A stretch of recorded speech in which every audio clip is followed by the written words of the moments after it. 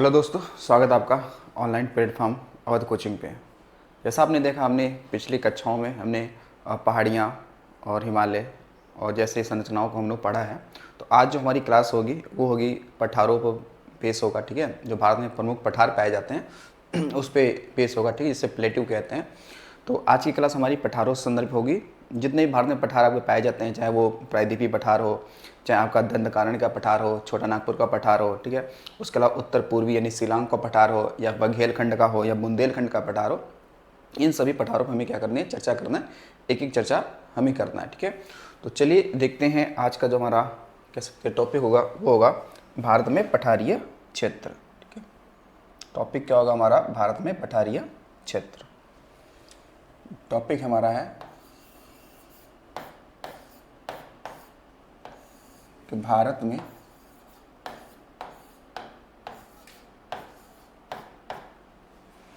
पठारीय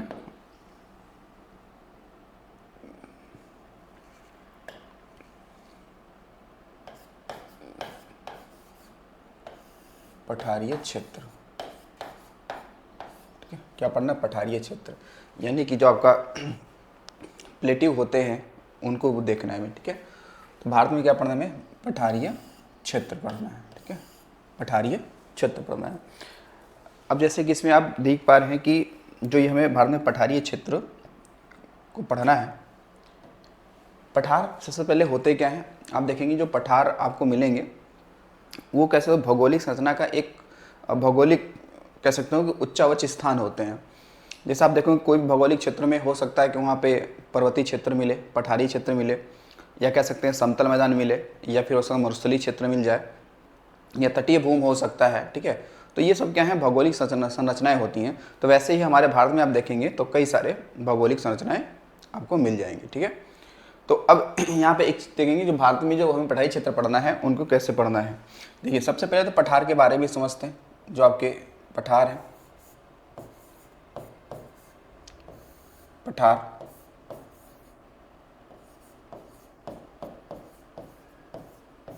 जो आपके प्लेट्यू हों, पहले इनके बारे में हमें समझना है। देखिए, पठार को जब बताएंगे कि पठार ये जो भी होंगे, ठीक है, ये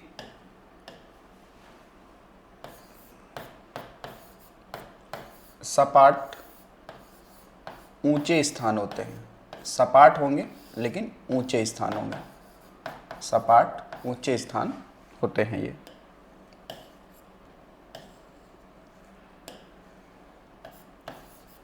ऊंचे स्थान है, यानी कह सकते हैं टेबल जैसे। जैसे कि आप देखेंगे जो ये आपने देखा जो टेबल है, यानी कि जो आपके क्या है मेज होता है, उसी के आकार का होगा ये लगभग, कि मतलब ऊंचा तो होगा लेकिन कैसा होगा? सपाट होगा। यानी कि पठारों की अपनी खुद की क्या नहीं होती, चोटियाँ नहीं होती हैं, लेकिन हाँ ये कह सकते हैं कि पठारों पर आपकी कुछ पहाड़ियाँ देखने के लिए मिल जाएंगी, और उन पहाड़ियों की अपनी क्या होंगी? चोटी तो होगी। ठीक है, तो हमें पढ़ना है क्या? पठार। चलिए देखते हैं।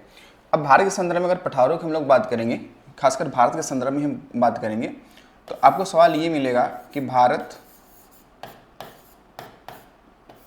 का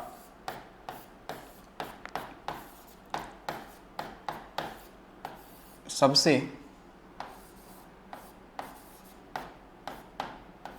ऊंचा पठार कौन सा है। तो सवाल ये हो कि भारत का सबसे ऊंचा पठार कौन सा है, तो फिर इसमें आपको बताना होगा वो होगा कौन सा? तो लद्दाख का पठार। कौन सा हो जाएगा? लद्दाख का पठार। कौन सा हो जाएगा? लद्दाख का पठार हो जाएगा। लगभग अगर देखा जाए तो इसकी जो हाइट होगी वो लगभग जो हाइट है वो क्या है? 3000 मीटर। ठीक है, कितना है? औसतन इसकी हाइट कितनी है? 3000 मीटर है। तो भारत में सबसे ऊंचा पठार अगर हम बात करते हैं तो वो फिर कौन सा हो जाएगा? लद्दाख का पठार हो जाएगा। ठीक है, कौन सा हो जाएगा? लद्दाख का पठार हो जाएगा। लद्दाख का पठार होगा। इसके अलावा आप देखेंगे, अच्छा, ये लद्दाख का जो पठार है इसे हम लोग मिनी तिब्बत का पठार भी कहते हैं, क्योंकि जैसे आप देखेंगे कि जो तिब्बत का पठार है वो दुनिया का क्या है? सबसे ऊंचा पठार है। उसकी भी हाइट आप देखेंगे लगभग 5000 क्या है मीटर है, लगभग 5 किलोमीटर की हाइट के आसपास में है। तो जो उसी से सटा हुआ क्या है? लद्दाख का भी पठार है। तो इसीलिए जैसे दुनिया में सबसे ऊंचा पठार तिब्बत का पठार है, वैसे ही ठीक क्या है, आपका भारत में सबसे ऊंचा पठार लद्दाख का पठार है। तो इसलिए हम लोग जो ये लद्दाख का पठार है, इसको हम लोग एक और नाम देते हैं, इसे हम लोग कहते हैं मिनी तिब्बत का पठार। क्या बोलते हैं? मिनी तिब्बत का पठार, ठीक है। इसे कहते हैं मिनी तिब्बत का पठार कहते हैं, ठीक है, मिनी तिब्बत का पठार कहते हैं। उसके अतिरिक्त देखेंगे, सवाल आपसे भी बनेगा, अगर सवाल ये हो कि भारत का सबसे बड़ा पठार का पूछ ले कि भारत का सबसे बड़ा पठार अगर पूछता है तो इसके संदर्भ में हमें किसे बताना है? तो इसके संदर्भ में हमें बताना है कि ये हो जाएगा क्या? प्रायद्वीपीय पठार। कौन सा हो जाएगा? तो प्रायद्वीपीय पठार, ठीक है, प्रायद्वीपीय पठार। तो प्रायद्वीपीय पठार ये क्या है? मतलब क्षेत्रफल में देखा जाए तो ये सबसे बड़ा पठार हो जाएगा भारत का। जो ये प्रायद्वीपीय पठार है, ये आप देखेंगे तो कहीं ना कहीं भारत के कितने, तो 8 राज्यों में इसका क्या है? विस्तार है, जो भी हम लोग आगे पढ़ने वाले हैं। तो प्रायद्वीपीय पठार लगभग क्या है? 8 राज्यों में क्या है? इसका विस्तार हो जाता है, ठीक है, 8 राज्यों में इसका विस्तार हो जाता है। उसके अलावा आप देखेंगे इसके अतिरिक्त कि भारत में अगर सवाल ये हो कि भारत में कौन सा ऐसा पठारीय क्षेत्र है जो मतलब खनिज संपदा से परिपूर्ण है, यानी कि वहाँ पे खनिज संपदा कुछ आपको ज़्यादा ही मिलेंगे, ठीक है, तो हो जाएगा कौन सा? छोटा नागपुर का पठार हो जाएगा। तो यही देखेंगे कि खनिज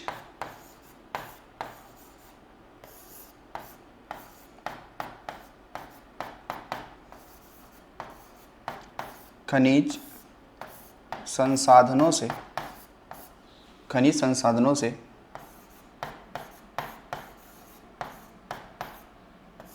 परिपूर्ण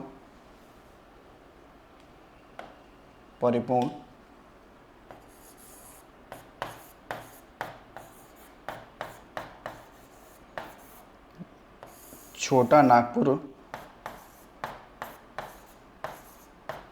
का पठार है, जो कि मूलतः झारखंड में है। बाकी झारखंड के आसपास के भी राज्यों में इसका फैलाव है, लेकिन मूलतः ये झारखंड में है, ठीक है। छोटा नागपुर का पठार ये मूलतः कहाँ पे है? ये झारखंड में है।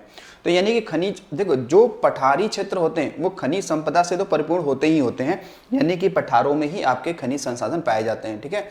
जो चूना पत्थर हो गए, ठीक है, या फिर हम लोग ये कह लें कि जो आपके सोना हो गया, चांदी हो गया, मैग्नीज हो गया, तांबा हो गया, जस्ता हो गया, ठीक है, ये सब पठारी क्षेत्रों में ही पाए जाते हैं। तो इस ध्यान रखिएगा, कभी सवाल ये आपसे बने कि कौन सा ऐसा भौगोलिक संरचना है जो खनिज संसाधनों से परिपूर्ण होते हैं, यानी सबसे अधिक वहाँ पाए जाएंगे, तो वो क्षेत्र कौन सा हो जाएगा? पठारी हो जाएगा। पठारी के बाद में देखा जाएगा तो पर्वतीय क्षेत्रों में आपके पाए जाएंगे, लेकिन सबसे अधिक क्या होंगे? पठारों में पाए जाएंगे, ठीक है। तो यहाँ पर एक बात और अगर लिखा जाए, यहाँ पे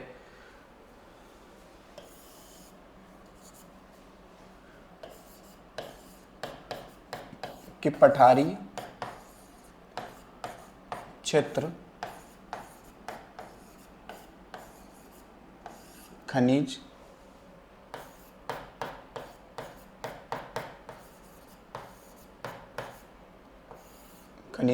संसाधनों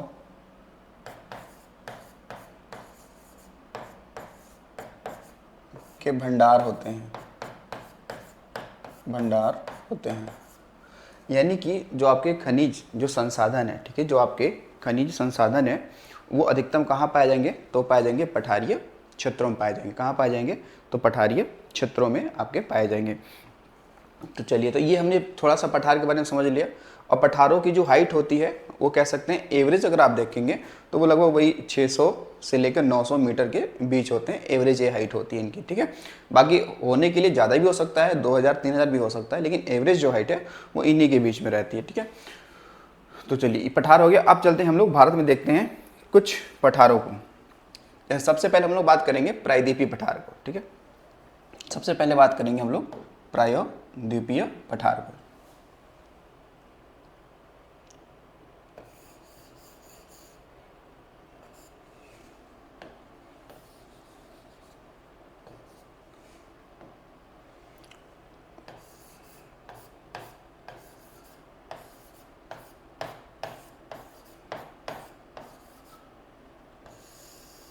प्रायद्वीपीय पठार, प्रायद्वीपीय पठार के बारे में बात करना है हमें, जिसे कैसे हम लोग पेनिनसुलर प्लेट्यू, ठीक है, जिसे हम लोग क्या बोलते हैं, इसे बोलते हैं पेनिनसुलर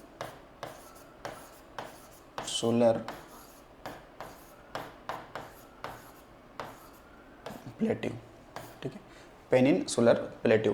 तो ये जो प्रायद्वीपीय आपका पठार है, जो आपका ये प्रायद्वीपीय पठार है, इसके बारे में क्या क्या विशेषताएं हो सकती हैं उसको सबसे पहले देखते हैं। सबसे पहले तो आप तो यही ध्यान रखेंगे यहाँ पर कि ये भारत का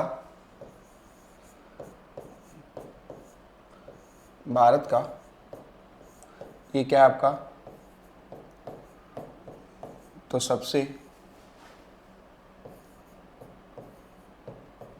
सबसे बड़ा पठार है। तो ये भारत का क्या हो जाएगा, सबसे बड़ा पठार है, जो कितने, तो जानेंगे 8 राज्यों में क्या है इसका, तो विस्तार है। 8 राज्यों में इसका क्या है, तो विस्तार है। कितने राज्यों में विस्तार है, तो 8 राज्यों में इसका विस्तार हो जाता है, ठीक है। जो आपका ये प्रायद्वीपीय पठार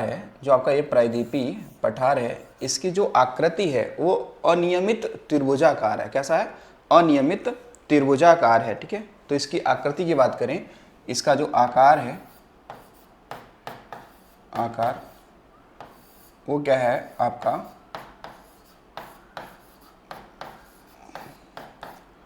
अनियमित, कैसा है, तो त्रिभुजाकार है। ये कैसा है, तो त्रिभुजाकार हो जाएगा। प्रायद्वीपीय पठार आपका कैसा हो जाएगा, त्रिभुजाकार हो जाएगा, ठीक है। उसके अलावा जो ये प्रायद्वीपीय पठार है, प्रायद्वीपीय जो आपका पठार है,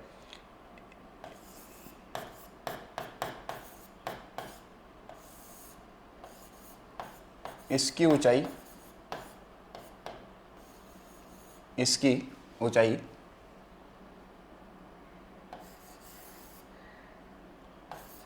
पूर्व में कम और पश्चिम में क्या है, ज़्यादा है। पश्चिम में क्या है, तो पश्चिम में ज़्यादा है, ठीक है। पश्चिम में क्या है, ज़्यादा है, यानी कि जो प्रायद्वीपीय पठार है इसकी जो हाइट है वो पश्चिम में क्या है, ज़्यादा है, यानी कि ऊंचा ज़्यादा है, और पूर्व में क्या है, ढाल है। तो इसलिए क्या होगा कि पश्चिमी घाट से निकलने वाली नदियाँ जो होंगी वो पूर्वी ढाल पर जाके क्या होंगी, अपना मुहाना बनाएंगी, यानी बंगाल की खाड़ी में मुहाना बनाती हैं, ठीक है। इसके अलावा देखेंगे, इसके अलावा सवाल ये बनता है कि जो आपका ये प्रायद्वीपीय पठार है, ये क्योंकि क्या है, सबसे बड़ा पठार है भारत में, क्षेत्रफल में क्या सबसे बड़ा है, इसलिए हम इसे कहते हैं पठारों का पठार कहते हैं। क्या बोलते हैं, पठारों का पठार कहते हैं। तो इसे हम लोग क्या कहेंगे, इसे हम लोग कहते हैं पठारों का पठार, ठीक है। तो पठारों का पठार कहते हैं किसे, तो प्रायद्वीपीय पठार को। किसे कहते हैं, प्रायद्वीपीय पठार को कहते हैं, ठीक है। अब देखेंगे जो ये प्रायद्वीपीय पठार है, इसमें आप देखेंगे कई सारे हिस्सों को शामिल किया जाता है। जैसे इसमें अगर आप देखेंगे, इस वाले हिस्से में हम लोग इसे पूर्वी पठार को क्या करते हैं, शामिल करते हैं। इसके अलावा आप देखेंगे तो इसमें हम लोग किसको शामिल करेंगे, तो जो आपका उत्तर पूर्वी पठार, इसे आप लोग शिलांग का पठार कहते हैं, उसको शामिल करते हैं, ठीक है। उसके अलावा केंद्रीय उच्च भूमि को भी क्या करते हैं, इसमें शामिल करते हैं, और दक्कन का पठार को भी शामिल करते हैं। तो अगर सवाल हो कि प्रायद्वीपीय पठार में आप किसे किसे शामिल करते हैं, तो ध्यान रखें इसके अंतर्गत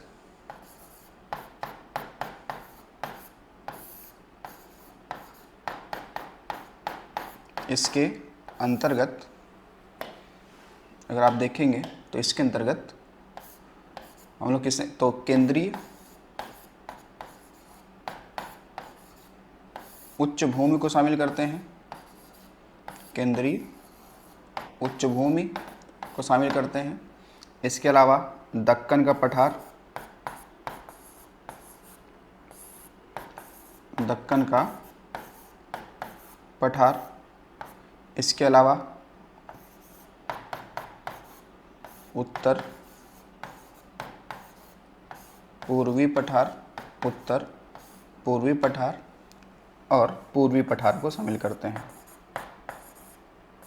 पूर्वी पठार। तो इन चार को अगर ऐड कर लें तो उससे क्या बनेगा, आपका प्रायद्वीपीय पठार बनेगा। तो मान लो सवाल अगर कभी भी आता है आपके कि प्रायद्वीपीय पठार में कौन शामिल नहीं है, सवाल अगर आता है कि प्रायद्वीपीय पठार में कौन शामिल नहीं है, ऑप्शन दे दिया आपसे केंद्रीय उच्च भूमि, उत्तर पूर्वी पठार, या आपसे दे दिया दक्कन का पठार, या फिर कह दिया आपसे मालवा का पठार। तो देखेंगे अगर मालवा का जो पठार है वो इसमें क्या होगा, शामिल नहीं होगा, है नहीं, क्या है इसमें शामिल नहीं होगा। लेकिन अगर आपसे ये पूछ जाए, क्योंकि इनडायरेक्टली शामिल हो सकता है, ठीक है ना, लेकिन आपसे अगर ये दिया जाए कि ये चारों में से देगा तो पहले प्रेफरेंस आपको यही चारों को देना है, ठीक है। तो आपको ये ध्यान रखिए, क्योंकि आगे चल के अभी देखेंगे तो जो ये केंद्रीय उच्च भूमि है ना, जो ये केंद्रीय उच्च भूमि है, इसी के अंतर्गत कई सारे पहाड़ियाँ या फिर पर्वत आपको पठार मिलेंगे। जैसे इसी के अंतर्गत आप देखेंगे, केंद्रीय उच्च भूमि के अंतर्गत ही देखेंगे तो आपको मेवाड़ का पठार मिल जाएगा, उसके अलावा आपका बुंदेलखंड का पठार मिल जाएगा, ठीक है, अरावली, सतपुड़ा, ये इसी के अंतर्गत आएंगे, ठीक है। तो इससे दक्कन ट्रप में भी कई सारे हिस्से आपको शामिल कर दिए जाते हैं, ठीक है। तो इसलिए आप देखेंगे ये सबसे बड़ा हो जाता है पठार, भारत का क्या हो जाएगा, सबसे बड़ा पठार आपका हो जाता है, ठीक है। उसके अलावा आप देखेंगे जो प्रायद्वीपीय पठार है ये भारत में क्या है, सबसे पुराना क्या है, ये भूभाग है। भारत में सबसे पुराना भूभाग कौन सा है, तो प्रायद्वीपीय पठार है, जो गोंडवाना लैंड का क्या है, हिस्सा है, जो गोंडवाना लैंड का हिस्सा है। और गोंडवाना लैंड जो है वो आपका पैंजिया का एक क्या है, भाग है, पैंजिया क्या है, एक भाग है। तो देखिए थोड़ा और इससे बात कर लेते हैं कि जो प्रायद्वीपीय पठार है, प्रायद्वीपीय पठार, ये ध्यान रखेंगे ये भारत का सबसे प्राचीन क्या है, सबसे प्राचीन क्या भूभाग है, सबसे प्राचीन ये क्या है, भूभाग है, ठीक है। और जो कि आपने सुना कि ये किसका हिस्सा है, तो ये है गोंडवाना लैंड, गोंडवाना लैंड भाग। तो ये ध्यान रखें कि भारत में अगर सवाल ये हो कि भारत में सबसे पुराना भूगर्भिक संरचना कौन सी है, या भारत का सबसे पुराना भूभाग कौन सा है, और ऑप्शन मिलता है आपको प्रायद्वीपीय पठार का मिलता है, उसके अलावा आपको हिमालयी क्षेत्र मिलता है, या मरुस्थलीय भाग मिलता है, या फिर द्वीपीय समूह मिलते हैं, तो ध्यान सबसे पुराना कौन सा हो जाएगा, प्रायद्वीपीय पठार हो जाता है, ठीक है, प्रायद्वीपीय पठार हो जाता है। अभी आपको समझना होगा कि ये प्रायद्वीप किसे कहते हैं, ठीक है। प्रायद्वीप ऐसे आप देखेंगे तो कोई ऐसी स्थल भूमि जो तीनों तरफ से क्या हो, जल से घिरी है, उसे हम लोग प्रायद्वीप कहते हैं, ठीक है। अभी इसको आगे भी हमें समझना है। तो ये क्या होगा, भारत का सबसे पुराना भूभाग कौन सा है, तो प्रायद्वीपीय पठार हो जाएगा, कौन सा होगा, प्रायद्वीपीय पठार हो जाएगा। अब इसके अलावा अगर आप देखेंगे तो यहाँ पर प्रायद्वीपीय पठार में ही कई सारी ऐसी नदियाँ हैं, जैसे गोदावरी हो गई, कृष्णा हो गई और कावेरी हो गई, ठीक है। तो ये नदियाँ को जो प्रवाह है वो पश्चिम से पूर्व की ओर है, लेकिन दो ऐसी नदियाँ हैं जिनका जो प्रवाह है वो अपवाद स्वरूप वो क्या है, पूर्व से पश्चिम की ओर है, ठीक है। जैसे नर्मदा और ताप्ती की बात करते हैं, ठीक है, नर्मदा और ताप्ती की बात करते हैं, तो वो भी प्रायद्वीपीय पठार वाले हिस्से में वो नदियाँ आपकी प्रवाहित होती हैं, तो वो अपवाद स्वरूप हो जाती हैं, ठीक है, वो क्या हो जाएंगी, वो अपवाद स्वरूप हो जाएंगी। अच्छा अब देखिएगा यहाँ पर प्रायद्वीपीय पठार जो है इसकी एवरेज जो हाइट होगी वो कितनी होगी, तो 600 से लेकर 900 मीटर की होगी, ठीक है। यानी कि प्रायद्वीपीय पठार ये जो है इसकी अगर देखा जाए तो जो औसत जो इसकी क्या है ऊंचाई है, औसत जो क्या ऊंचाई है वो कितनी है, तो वो हो जाएगी आपकी 600 से लेकर 900 मीटर के बीच में, ठीक है, 600 से लेकर 900 मीटर के बीच में हो जाएगा आपका। उसके अलावा जो प्रायद्वीपीय पठार को हम लोग ये कह सकते हैं कि जो प्रायद्वीपीय आपका पठार है यहाँ पर क्या है कि अधिकतम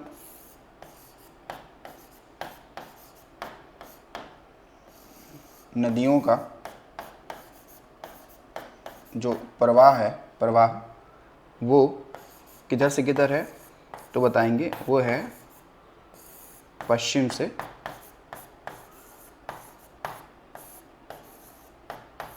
पूर्व की तरफ। परंतु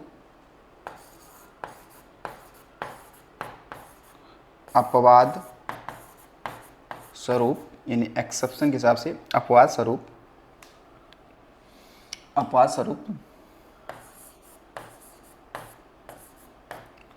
नर्मदा व ताप्ती का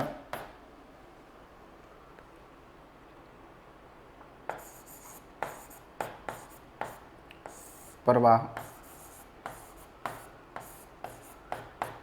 पूरब से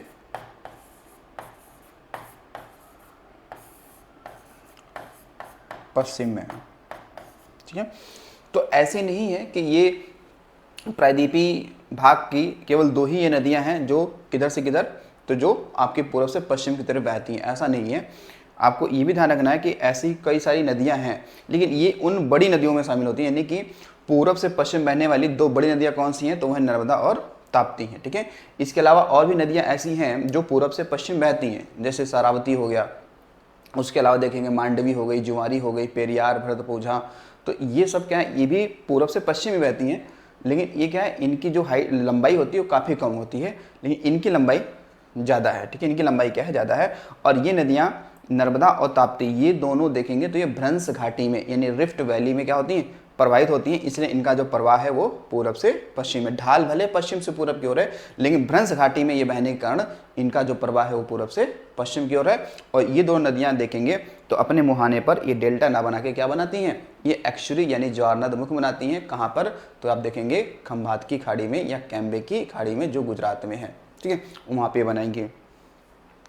तो ये प्रायद्वीपीय पठार के बारे में हमने ये इतना सा डाटा समझा। अब जरा यहाँ पर देखते हैं, इसका एक डायग्राम जो बना के देखते हैं वो देखिएगा। जैसे ये भारतीय संरचना हम देख लेते हैं यहाँ पर,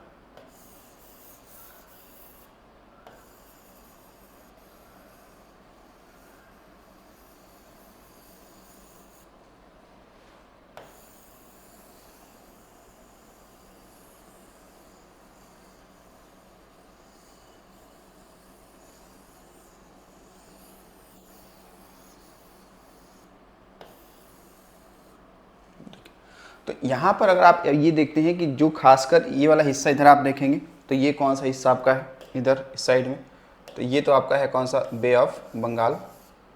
ये कौन सा आपका बे ऑफ बंगाल है, बंगाल की खाड़ी हो जाएगी। और इधर आपका अरब सागर हो जाएगा, यानी कि हो गया अरब सी हो गया। ठीक है, कौन सा हो गया, अरब सी हो गया।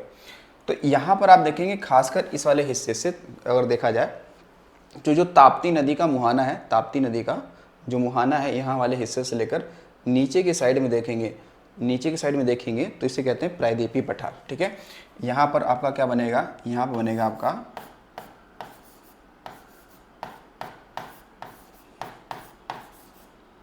प्रायद्वीपीय पठार।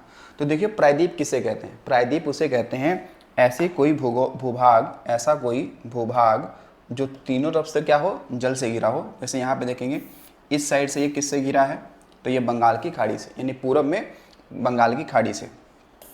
पश्चिम में देखेंगे तो ये कौन सा है, अरब सागर से।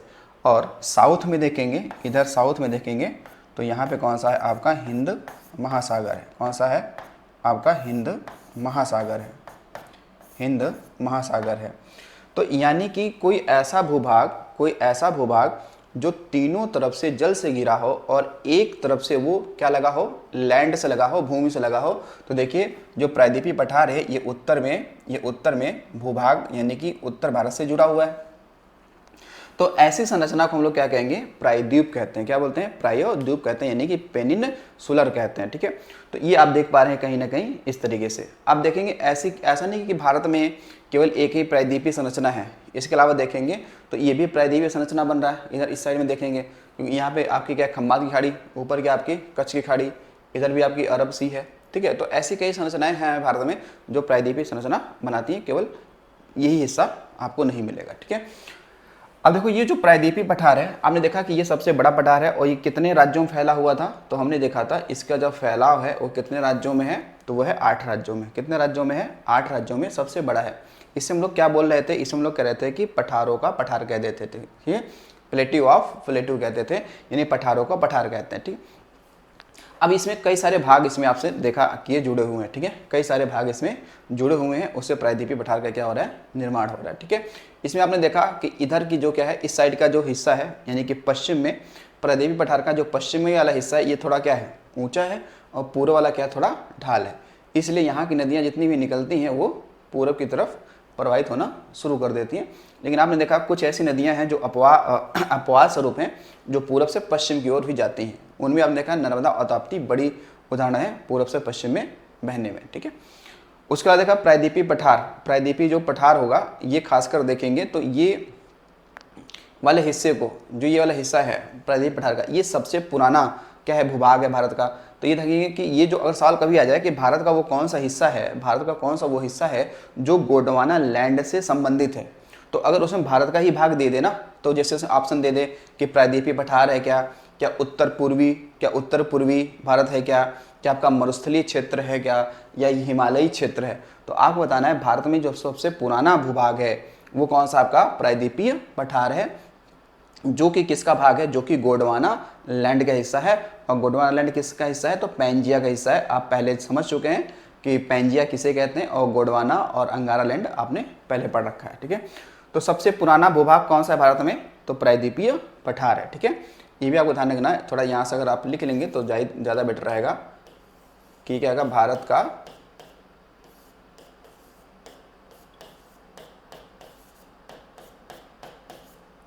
सबसे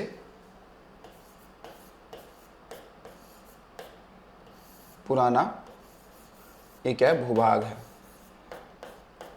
सबसे पुराना ये क्या हो जाएगा? भूभाग हो जाएगा। ये संरचना आपको क्या थी? आपको समझनी थी, ठीक है। और अब हम लोग आगे चलेंगे, जो पढ़ने वाले हैं कि भारत में जो आपका क्या है केंद्रीय जो उच्च भूमि है उसके संदर्भ में हमें पढ़ना होगा, ठीक है। भारत में क्या होगा? जो आपकी केंद्रीय उच्च भूमि है उसके बारे में हमें पढ़ना होगा।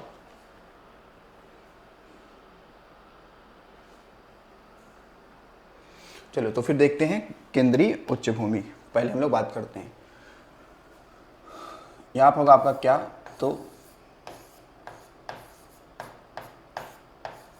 केंद्रीय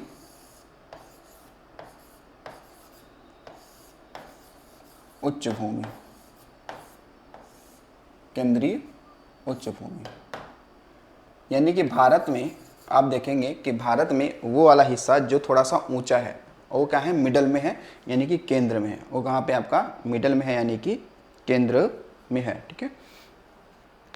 तो उसमें देखो, अब देखिए कि सवाल इसमें ये होगा ना कि इन जो केंद्रीय आपकी जो उच्च भूमि है, जो आपका केंद्रीय आपका उच्च भूमि है, इनमें कौन कौन सा क्षेत्र क्या होता है? शामिल होता है। इसमें कौन कौन सा क्षेत्र क्या होता है? शामिल होता है। तो देखिएगा इसमें शामिल होने की अगर हम लोग बात करेंगे तो देखिए कौन कौन सा भाग इसमें शामिल होगा।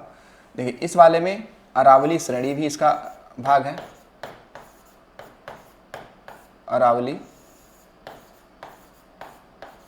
पर्वत श्रृंखला, ठीक है, ये भी इसका भाग है। इसके अलावा आप पढ़ेंगे जो आपका सतपुड़ा पर्वत श्रृंखला क्या है? आपका इसी के भाग है। उसके अलावा आप देखेंगे तो जो मेवाड़ का पठार है, ठीक है, मेवाड़ का पठार इसी में आएगा। फिर इसके अलावा आपका मालवा का पठार इसी में आपका शामिल होगा। इसके अलावा आपका एक हिस्सा मालवा का पठार हो गया, मेवाड़ का पठार हो गया, अरावली, सतपुड़ा, और इसके अलावा एक आपको मिल जाएगा जिसे हम लोग कहते हैं विंध्यन जो क्षेत्र होगा, ठीक है। कौन सा हो जाएगा? विंध्यन क्षेत्र हो जाएगा। कौन सा हो जाएगा? विंध्यन क्षेत्र हो जाएगा, या विंध्यन श्रेणी हो गया। कौन सा हो गया? विंध्यन श्रेणी हो गया। इसके अलावा इसमें आपका बुंदेलखंड का पठार क्या होगा? शामिल होगा। कौन सा होगा? बुंदेलखंड का पठार शामिल होगा। बुंदेलखंड का पठार शामिल होगा।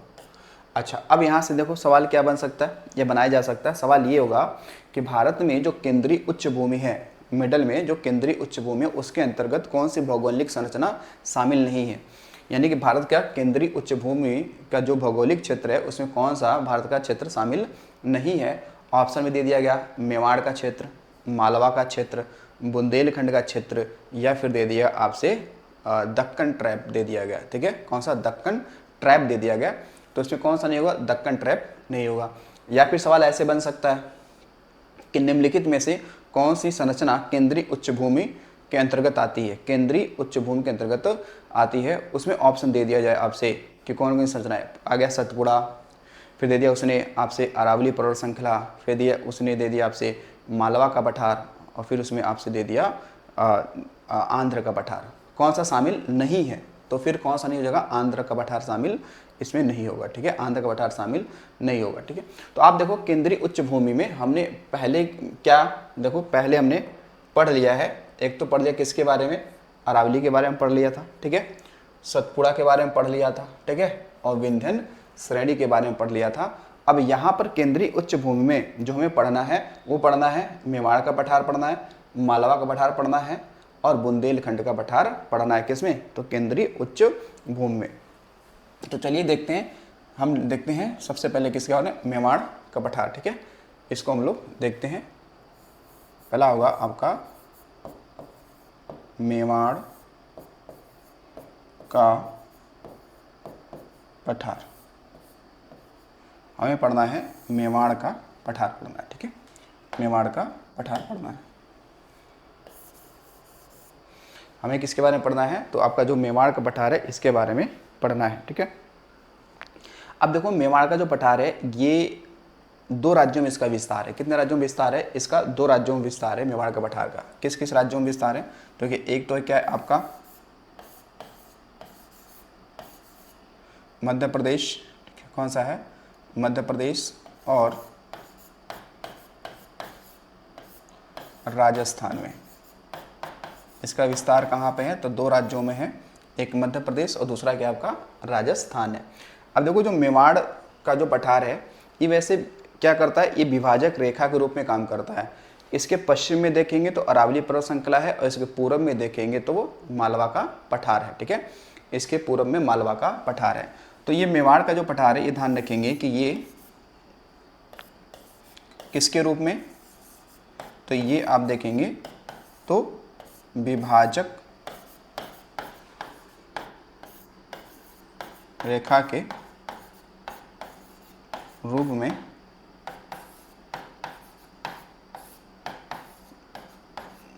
कार्य करता है। विभाजक रेखा किसके बीच में? तो देखिए विभाजक रेखा किसके बीच में? तो ध्यान रखिएगा कि इसके पश्चिम में, या फिर डायग्राम पे ही देख लेंगे तो ज़्यादा बेहतर रहेगा। तो देखिए यहाँ पर क्या बनाया हमने, एक इस तरीके से मान लिया कि ये हिस्सा जो है वो क्या है आपका? तो मेवाड़ का पठार है। ये क्या आपका? तो ये है आपका मेवाड़ का पठार। ठीक है, ये आपका क्या हो गया? मेवाड़ का पठार हो गया। ठीक है, ये क्या हो गया? मेवाड़ का पठार हो गया। अब इसके देखेंगे पश्चिम में, इसके क्या? हाँ भैया पश्चिम में। तो इसके पश्चिम में कौन है? तो अरावली। पश्चिम में क्या है? अरावली। ठीक है, पश्चिम में क्या है? अरावली। यानी इससे इस तरीके से जुड़ी हुई संरचना कौन सी है? तो यहाँ पे जुड़ी हुई संरचना है जिसका नाम क्या? अरावली पर्वत श्रृंखला। ठीक है, अरावली पर्वत श्रृंखला। और जस्ट क्या है? इसी के पूर्व में, जस्ट क्या है? इसी के पूर्व में एक आपको श्रृंखला देखने के लिए मिल जाएगी इस तरीके से, जो आपको ये क्या कहलाएगी? ये संरचना कौन सी है? तो ये संरचना हो जाएगी आपकी कौन सी? तो मालवा का पठार हो जाएगा। ठीक है, इधर कौन सा हो जाएगा? तो इधर मालवा का पठार हो जाएगा। मालवा का पठार हो जाएगा। कौन सा हो जाएगा? मालवा का पठार। तो यानी कि जो मेवाड़ का पठार है उसके पश्चिम में क्या है? अरावली पर्वत श्रृंखला है। उसके पूर्व में कौन सा है? मालवा का पठार है। पूर्व में कौन सा? मालवा का पठार है। अच्छा, अब सवाल ये बनेगा कि पठारी क्षेत्रों में नदियों का प्रवाह तो होता ही होता है नहीं? नदियों का प्रवाह होता है। तो मेवाड़ का जो पठार है, इस पठार का मतलब इस पठार की क्षेत्र में कौन सी एक प्रमुख नदी है? तो आपने नदी का नाम सुना रखा होगा, उसका नाम है बनास। कौन सी नदी है? तो नदी का नाम क्या है? बनास है। ठीक है, कौन सी नदी है? बनास। तो जो बनास नदी है वो अरावली पर्वत श्रृंखला से ही निकलती है और वो अपवाहित होती है कहाँ पर? तो देखा है मेवाड़ के पठार से क्या होती है? अपवाहित होती है और आगे जाकर वो चंबल में मिल जाती है, क्योंकि बनास चंबल की ही क्या है? सहायक है। ठीक है, तो ध्यान रखिएगा यहाँ पर कि मेवाड़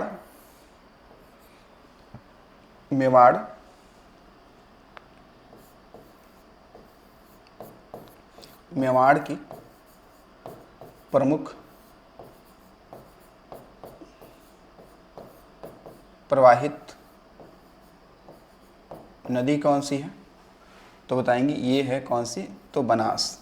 तो बनास जो नदी है वो मेवाड़ क्षेत्र की अपवाहित नदी है। इंपॉर्टेंट। ठीक है, तो बनास नदी जो है ये किसकी सहायक है? तो ये सहायक है चंबल की। ये किसकी है? चंबल की। ये सहायक नदी है और सबसे बड़ी सहायक नदी है चंबल की। चंबल की क्या है? ये सबसे बड़ी सहायक नदी है। ठीक है, उसके अतिरिक्त ये जो बनास नदी है ये निकलती कहाँ से? तो ये इसका जो उद्गम है,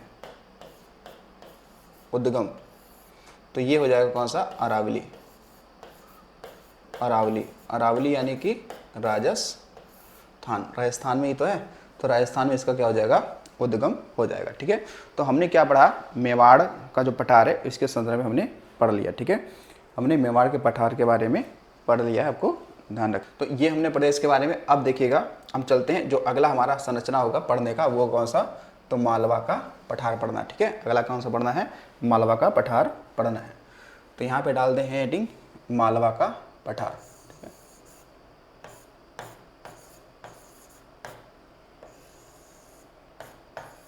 मालवा का पठार। ठीक है, हमें पढ़ना है किसके बारे में भी? मालवा का पठार। हमें पढ़ना है मालवा का पठार पढ़ना है। तो देखिए, जो मालवा का पठार है, जो आपका मालवा का पठार है, इसका कह सकते हैं कि जो आपका मालवा का पठार है, देखिए मालवा का पठार है, इसका जो विस्तार है, ठीक है, मालवा का पठार जो इसका विस्तार है ये कहाँ पे है? तो कह सकते हैं इसका विस्तार मध्य प्रदेश में है, लेकिन इसका जो विस्तार राजस्थान में है, इसका विस्तार जो राजस्थान में है, तो इसका राजस्थान में विस्तार हाड़ौती का पठार कहलाता है। ठीक है, किसका कहलाता है? हाड़ौती का पठार कहलाता है। तो मालवा का जो पठार है ये ध्यान रखिएगा कि ये कहाँ पे है? तो ये बताएंगे मध्य प्रदेश में है। कहाँ पे है? मध्य प्रदेश में है। मध्य प्रदेश में है। परंतु क्या बताएंगे? परंतु राजस्थान में, परंतु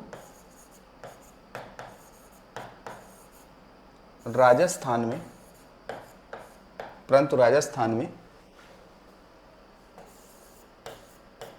इसे क्या कहते हैं? तो इसे हम लोग कहते हैं हाड़ौती का पठार।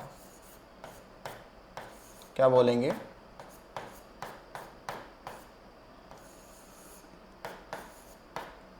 हाड़ौती का पठार कहते हैं। ठीक है, क्या बोलेंगे?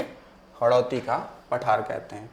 तो अगर सवाल आपके सामने ये होता है कि इसका विस्तार, जो मालवा का पठार है, किसका विस्तार कहाँ पे है? तो मध्य प्रदेश और राजस्थान में है। ठीक है, मध्य प्रदेश और राजस्थान में है, लेकिन राजस्थान में इसको क्या कहते हैं? हाड़ौती का पठार कहते हैं। क्या बोलते हैं? इसे हाड़ौती का पठार कहते हैं। अब देखो, जो मालवा का पठार है, जो मालवा पठार है, ये कई सारी संरचनाओं से क्या हुआ? घिरा हुआ है, यानी कई के बीच में है। जैसे अगर आप देखेंगे, उत्तर में देखेंगे तो ग्वालियर का पठार है, पूर्व में देखेंगे तो बुंदेलखंड और बघेलखंड का पठार है। ठीक है, बाकी दक्षिण में देखेंगे तो विंध्य श्रेणी है और पश्चिम में देखेंगे तो अरावली पर्वत श्रृंखला हो जाती है। ठीक है, कौन सी हो जाएगी? अरावली पर्वत श्रृंखला हो जाएगी। तो चलो देखते हैं इसका कौन कौन सा अगर इसका देखा जाए, अगर विस्तार की अगर बात करते हैं, ठीक है, कि मतलब इसके पूर्व में पश्चिम में क्या है क्या नहीं है, तो इसको संरचना ऐसे बना लेते हैं। देखिए ऐसे संरचना हमने मान लिया, या थोड़ा सा इसको नीचे बनाते हैं। जैसे हमने इस तरीके से मान लिया कि ये आपका कौन सा क्षेत्र है, तो ये आपका है मालवा का पठार क्षेत्र है, ठीक है। ये क्या आपका मालवा का पठार है, ठीक है। इसे क्या मान लिया, ये आपका मालवा का पठार है। तो अब देखो मालवा का पठार है, तो इसके अगर आप कहेंगे कि इसके पूर्व में कौन सी संरचना है, तो इसके पूर्वी वाले क्षेत्र में यहाँ पे आप देखेंगे तो इस तरीके से पूरब में, तो इसके पूरब में आप देखेंगे तो दो संरचनाएं मिलेंगी। एक होगा आपका कौन सा, बघेलखंड,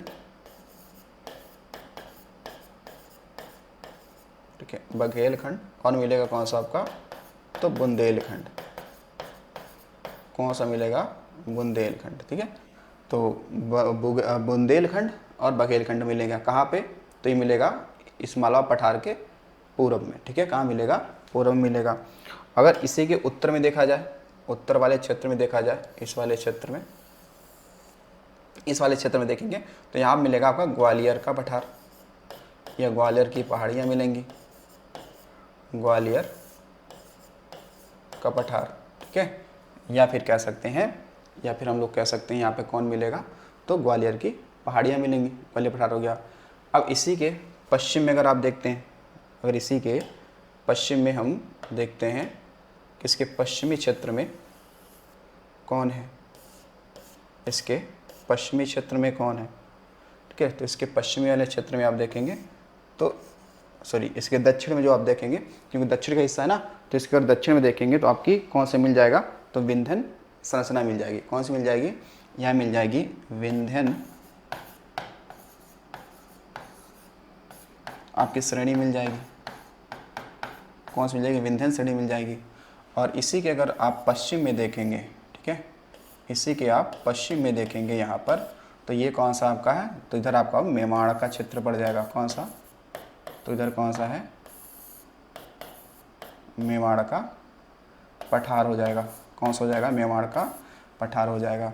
तो आप देख पा रहे हैं कि मतलब अगर आपको अच्छा खासा अगर मैप बनाना हो मालवा के पठार के संदर्भ में, तो आप ऐसी संरचना बना सकते हैं कि ठीक है, इसके उत्तर में क्या है, ग्वालियर का पठार है, उत्तर में क्या है, ग्वालियर का पठार है, पश्चिम में क्या है, मेवाड़ का पठार। क्योंकि आपने पढ़ा था ना, आपने जब हमने मेवाड़ के बारे में बताया तो इस पढ़ा था कि मेवाड़ के पूरब में क्या है, आपका मालवा का पठार है, और मेवाड़ के पश्चिम इधर क्या होगा, तो अरावली पर्वत श्रृंखला होगी। नहीं, कौन सी होगी, अरावली होगी। तो अरावली के पूरब में मेवाड़, और मेवाड़ के पूरब में कौन है, तो आपका ये हो जाएगा मालवा का पठार। और मालवा के पठार के पूरब में कौन है, तो बघेलखंड और बुंदेलखंड का पठारी क्षेत्र है, ठीक है। यही तो है ना, ये वाले क्षेत्र हैं, ठीक है। अब देखो इसके अधिक सवाल आपसे क्या बन सकता है कि देखो ये जो मालवा का पठार है, ये बेसाल्टी चट्टानों से क्या है, निर्मित चट्टान पठार है, ठीक है, बेसाल्टी चट्टान।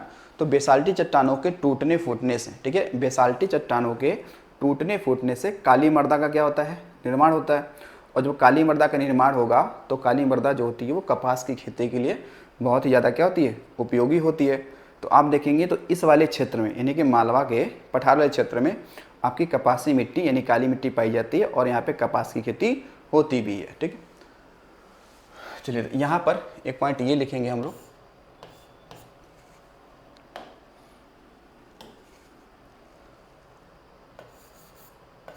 कि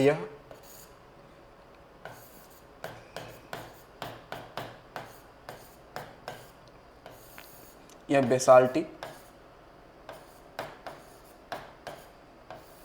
चट्टानों से क्या है, निर्मित है। ये बेसाल्टी चट्टानों से निर्मित है, ठीक है। इसके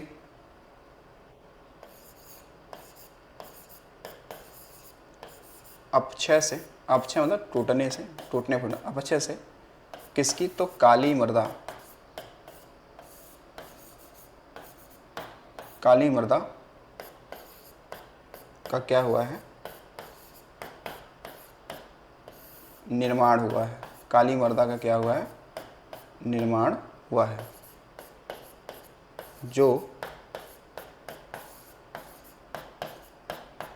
कपास की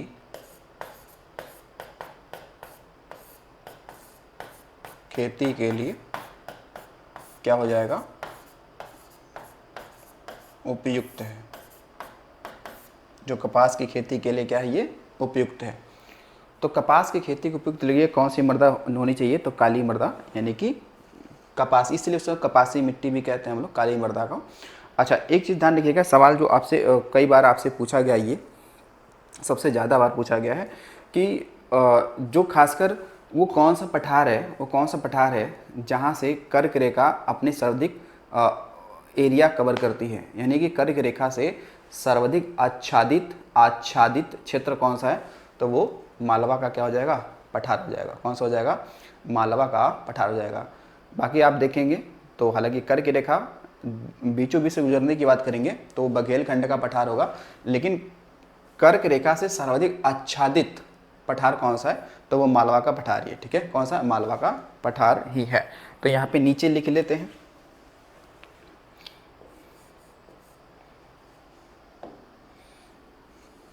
देखिए कि कर्क रेखा से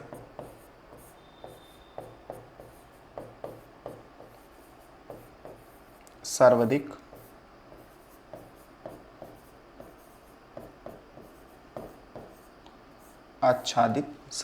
आच्छादित क्या है, आपका पठार है।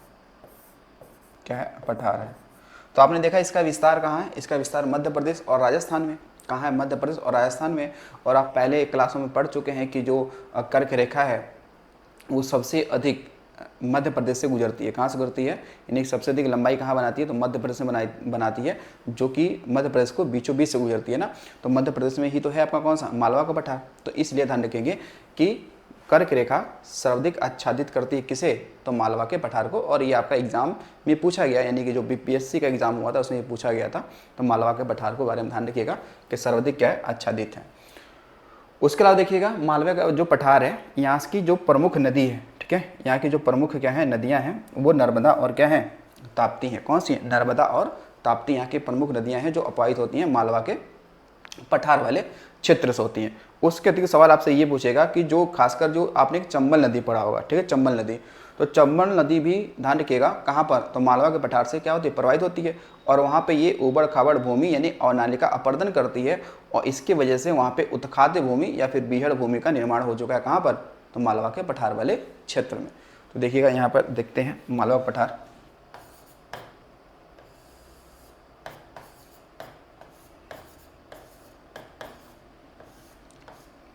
मालवा का पठार।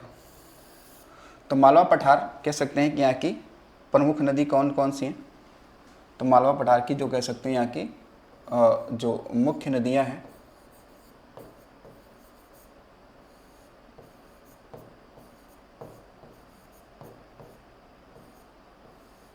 मुख्य नदियाँ, इन मुख्य नदियों में कौन शामिल है,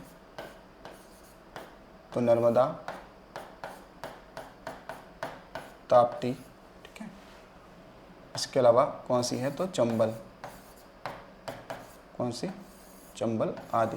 हालांकि और भी नदियां यहाँ पे हैं, ठीक है, और नदियां हैं, लेकिन जो यहाँ पे आप देखेंगे ये खासकर इसकी जब बात करते हैं चंबल की, जब बात करते हैं चंबल नदी, तो चंबल नदी ने क्या किया है कि मालवा के पठारी वाले क्षेत्रों में अवनालिका अपर्दन कर रखी है। तो अवनालिका अपर्दन कर रखी है, तो फिर यहाँ का क्षेत्र कैसा हो गया है, बीहड़ हो गया है, ठीक है, जिसे उत्खात भूमि कहते हैं। उत्खात मतलब ऊबड़ खाबड़ भूमि होती है। यहाँ की भूमि बिल्कुल समझो कि काफ़ी गहरी बन चुकी हैं, और वो काफ़ी ज़्यादा कह सकते हैं कि एक प्रकार का डाकुओं को छिपने का एक जगह बन जाता है, ठीक है। मध्य प्रदेश में देखा होगा जो मुरैना क्षेत्र है, खासकर वहाँ पे ज़्यादा अपर्दन इस नदी ने कर रखा है, ठीक है। तो जो चंबल नदी है, चंबल नदी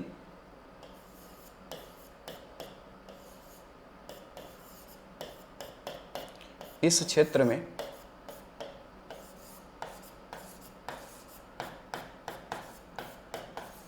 अवनालिका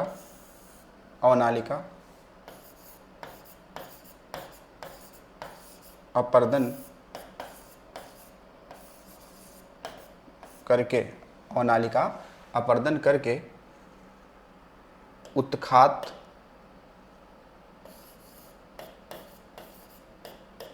उत्खात या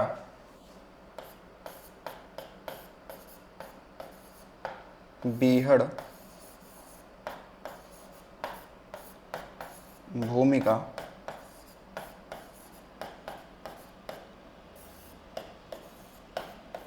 निर्माण किया है। ठीक है, तो उत्खात भूमि का मतलब होता है ऊबड़ खाबड़ भूमि। ठीक है, उत्खात भूमि का मतलब क्या होता है? उत्खात भूमि का मतलब होता है ऊबड़ खाबड़ भूमि। क्या होते हैं? ऊबड़ खाबड़ भूमि होता है। ठीक है, अब इसके अतिरिक्त आप देखेंगे तो जो ये उत्खात भूमि है, इसका सबसे ज़्यादा जो कह सकते हैं कि निर्माण हुआ है वो एमपी में हुआ है। कहाँ पे हुआ है? एमपी में हुआ है। तो आप देख रहे हो कि मालवा के पठार के बारे में हमने ये डाटा पढ़ा है। ठीक है, कि यहाँ की मुख्य नदियाँ कौन सी है? नर्मदा, ताप्ती और चंबल। तो चंबल नदी ने मालवा के पठार क्षेत्र में क्या कर रखा है? अवनालिका अपर्दन कर रखा है, और अवनालिका अपर्दन के फलस्वरूप जो वहाँ की भू संरचना बनी हुआ है उसे हम लोग कहते हैं उत्खात भूमि या बीहड़ भूमि। ठीक है, तो उत्खात का मतलब क्या होता है? ऊबड़ खाबड़ भूमि। ठीक है, अगर यहाँ पे अगर देखें उत्खात, ठीक है, उत्खात का मतलब क्या होता है? तो होता है ऊबड़ खाबड़ भूमि। ये होता है आपका क्या? उत्खात भूमि, जो कि कृषि के लिए बिल्कुल भी क्या नहीं होगा? उपयुक्त बिल्कुल नहीं होगा। ठीक है, जो कृषि के लिए बिल्कुल उपयुक्त नहीं होगा। ठीक है, चलिए अब हम लोग यहाँ पे चलते हैं। ये मालवा का पठार हो गया। मालवा के पठार के बाद में अब हम लोग पढ़ने वाले हैं बुंदेलखंड का पठार। किसे पढ़ेंगे? अगला हमारा होगा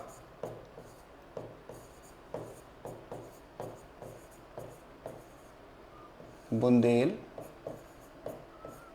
का पठार। ठीक है, ये में पढ़ना है बुंदेलखंड का पठार पढ़ना है।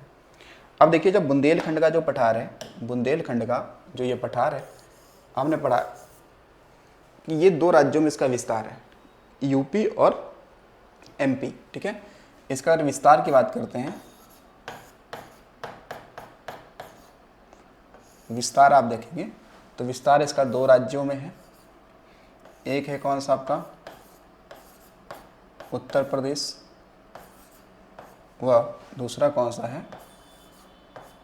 मध्य प्रदेश। ठीक है, तो ये आपको इसमें एक चीज़ बात ध्यान रखनी है कि बुंदेलखंड का जो पठार है, ठीक है, बुंदेलखंड का जो पठार है वो कितने यूपी के राज्य जिलों में इसका विस्तार है और कितने एमपी के जिलों में विस्तार इसका है। ठीक है, तो देखिए यूपी की बात करते हैं तो यूपी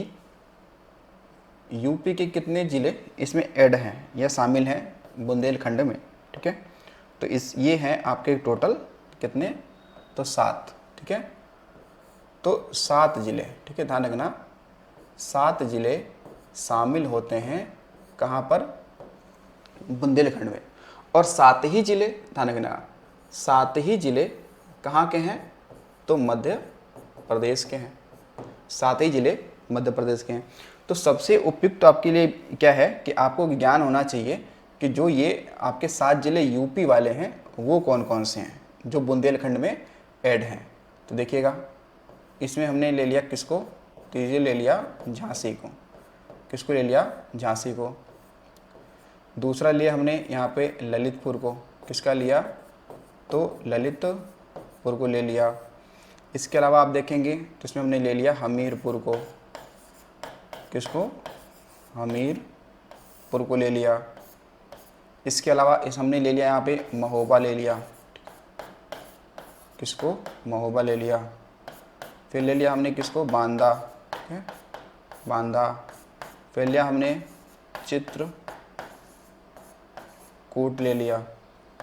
उसके बाद में हमसे जालौन ले लिया। ठीक है, कौन ले लिया? जालौन ले लिया। ठीक है, तो ये आपके कितने हैं? 7। तो ये 7 ज़िले आते हैं किस में? बुंदेलखंड क्षेत्र में आते हैं। ठीक है, और 7 ही ज़िले जो आते हैं आपके किस में आते हैं? तो वो एमपी वाले आते हैं। तो एमपी में अगर आप देखेंगे कि यहाँ पे ये 7 ज़िलों की अगर हम लोग बात करते हैं तो इसमें कौन कौन से हैं? तो देखिए, एक आपका कौन सा हो जाएगा?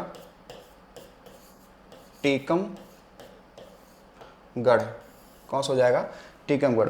तो देखो आपके अगर अगर देखते हैं, अगर आप यूपी के परिप्रेक्ष्य में आप देखते हैं तो ये इंपॉर्टेंट जाता है कि यूपी में कौन कौन से इसमें क्या है आपके ज़िले शामिल हैं, ठीक है, कौन कौन से ज़िले आपके शामिल हैं। तो ये आपके यूपी वाले कितने हो गए, 7 हो गए, ठीक है। इधर वाले देखेंगे 7 कौन कौन से हो जाएंगे, तो यहाँ पे देखिएगा इसमें आपका टीकमगढ़ हो गया, सागर हो गया, दतिया हो गया, पन्ना हो गया। उसके अलावा आप देखेंगे तो इसमें एक शामिल विदिशा हो जाएगा और दामोह हो जाएगा, ठीक है, विदिशा और दामोह हो जाएगा। अगर यहाँ पे देखेंगे तो यहाँ पे देखिएगा एक यहाँ का ज़िला कौन सा है, विदिशा, ठीक है, विदिशा। सागर एक ज़िला है, ये है। इसके अलावा दामोह है, कौन सा है, दामोह है। दामोह के बाद में आप देखेंगे इसमें पन्ना है, पन्ना के बाद इसमें दतिया है, ठीक है, दतिया है। दतिया के बाद देखेंगे तो छतरपुर है, कौन सा, छतरपुर है। तो ये भी कितने हो गए, 3 और 4 7, ये कितने हो गए, 7 हो गए। तो यानी कि ये बुंदेलखंड का पठार इन जिलों में क्या है, इसका विस्तार है। अब देखिए बुंदेलखंड जो पठार है, ये ध्यान रखेंगे कि ये आग्नेय, जो आपके आग्नेय और निस चट्टानों से ये क्या है, मिलकर बना हुआ है।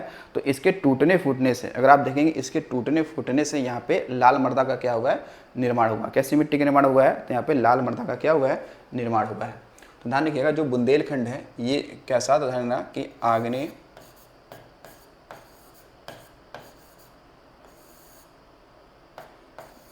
या नीस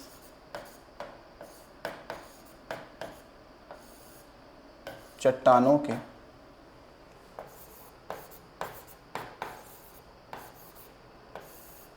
अपक्षय से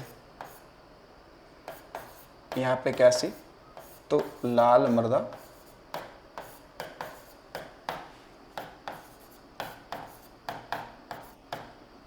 का निर्माण हुआ है, ठीक है।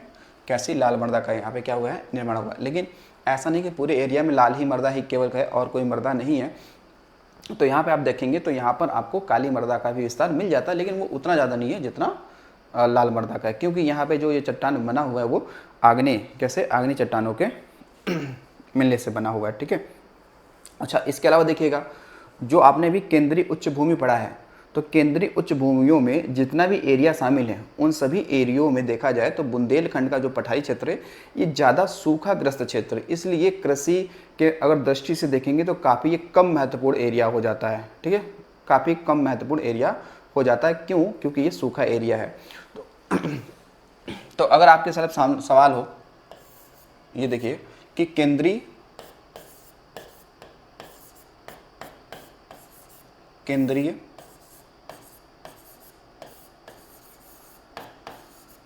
उच्च भूमि का ये क्या है, सूखा ग्रस्त पठार है, इसलिए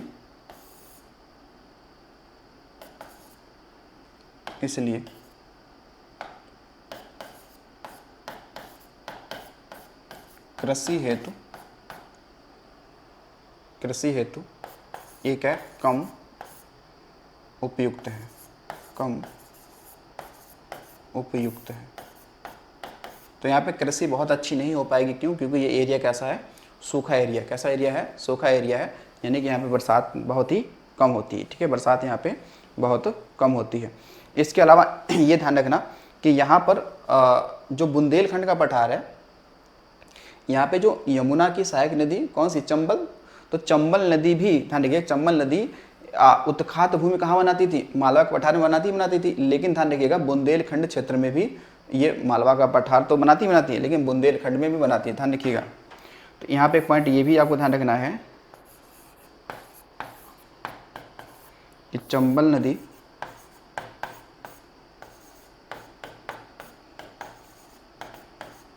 इस क्षेत्र में भी कैसी भूमि, तो उत्खात भूमि का